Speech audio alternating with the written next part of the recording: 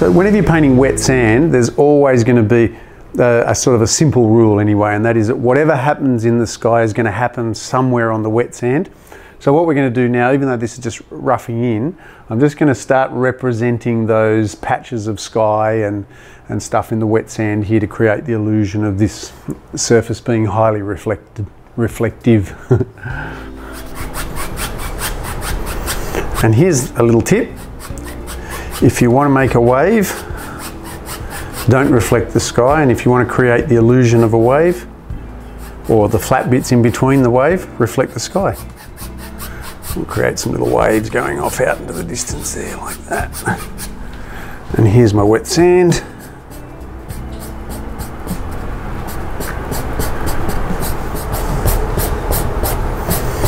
I really like doing this part because what I'm about to do now, I'll start creating those lovely planes, and now you can see the wet sand start to appear.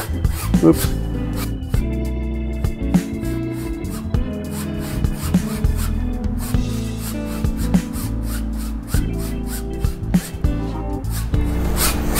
And this is all still roughing in, so I'm not going to take too much time with it.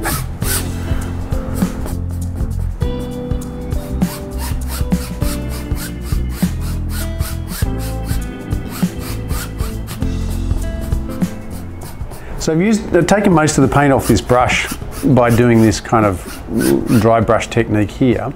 But what I can do here is just sort of suggest, with what's left of the paint in that brush, I can just suggest in here, and that'll dry back a bit, the tops of clouds here and there in the background. And just soften that off there like that.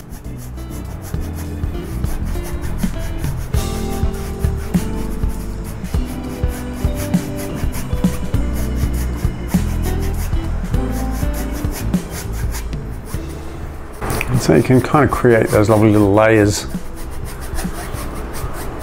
and it means you don't have to go back and load up the brush again. Kind of make the brush do what it needs to do when it's got the right amount of paint in it, if that makes any sense.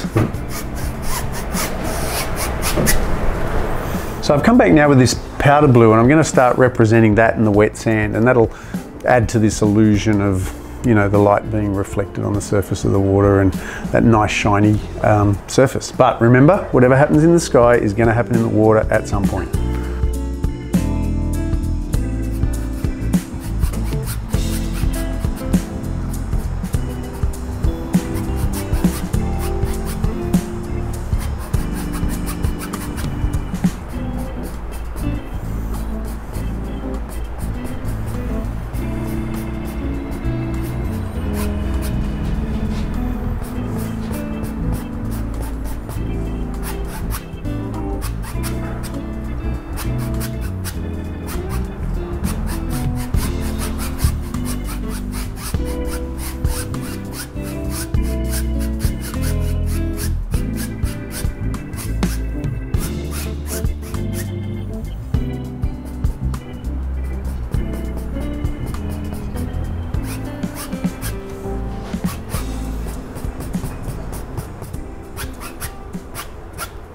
So I've just added a little bit of water to my blue now, and I'm just going to define a few lines here and there, define the backs of some waves and things like that.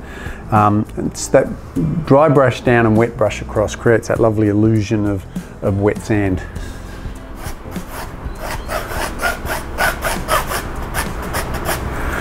I'm going to put a bit of whitewash through there. I'm going to put the back of a wave here.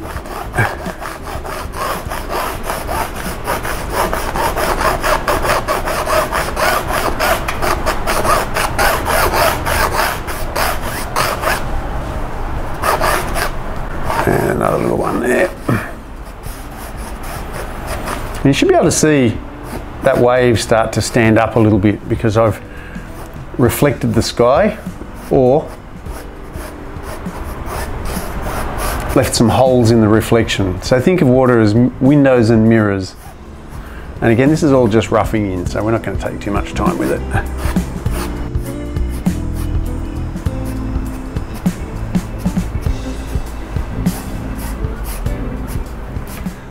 So when you think about it, when you're painting, loosely speaking, what you're doing is standing things up and lying things down.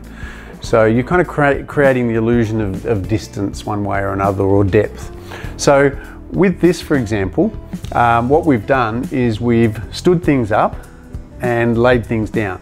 And the way we've laid things down is by reflecting the sky. So as I've said before, think of the water as a series of windows and mirrors.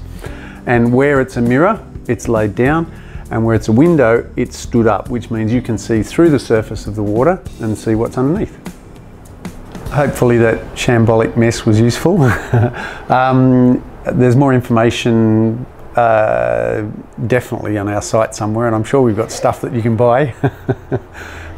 Check out the links below.